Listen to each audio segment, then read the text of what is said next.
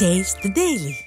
நெல்லை மாவட்டம் பாப்பாக்குடி அருகே விடியா அரசின் தகர டப்பா பேருந்தின் ஸ்டியரிங் கட்டாகி வயலுக்குள் பாய்ந்து விபத்துக்குள்ளானதில் பெண் பயணி ஒருவர் உயிரிழந்த சம்பவம் அதிர்ச்சியை ஏற்படுத்தியுள்ளது.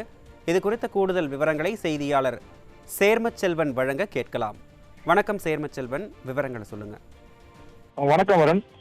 பாப்பாக்குடி அருகே பஸ் கவர்மெண்ட் அரசு பஸ் கட்டுப்பாடு இழந்து வயக்காட்டுல பாய்ஞ்சதுனால அதுல ஒரு பயணி இறந்துட்டாங்க. அதுல ஒரு 3 பயணி இப்போ தற்பொழுது காயத்துடன் அரசு மருத்துவமனை இருக்கிறாங்க.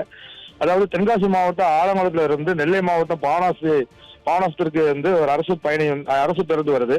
இந்த அரசு பேருந்து இடைக்காலை நோக்கி, அதாவது இடைக்கால் அருகே வரும் பொழுது அந்த பஸ் ஸ்டீரிங் கட் ஆகி நிறைய வயக்காட்டுக்குள்ள வண்டி பாயுது. வண்டி பாய்ஞ்ச உடனே பஸ்ஸுக்குள்ள இருந்த 3 பெண்மணி வெளியே தூக்கி எரியப்படுத்தாங்க. இந்த எரியப்படுறதுல ஜெயலட்சுமிங்கிற பெண் படுகாயம் அடைஞ்சு, அதுல மேலும் 3 பயணிகள் படுகாயம் 4 பேரையும் அரசு மருத்துவமனைக்கு அம்பாசமுரம் அரசு மருத்துவமனைக்கு கொண்டு செல்றாங்க. அந்த அம்பாசமுரம் அரசு மருத்துவமனை ஜெயலட்சுமி என்ற பெண்மணி சிகிச்சை பலனின்றி இறந்துருந்தாங்க. இந்த பஸ்ஸை ஓட்டுனது இடைக்காலை சேர்ந்த முருகேஷ் என்பவர் ஓட்டுறாரு.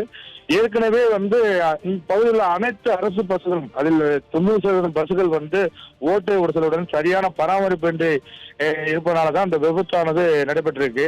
இது சம்பந்தமா பாப்பாக்குடி போலீசார் விரைந்து அந்த சம்பவ இடத்துல பயணிகளை மீட்டு சம்பந்தமா விசாரணை நடத்திட்டு இருக்காங்க.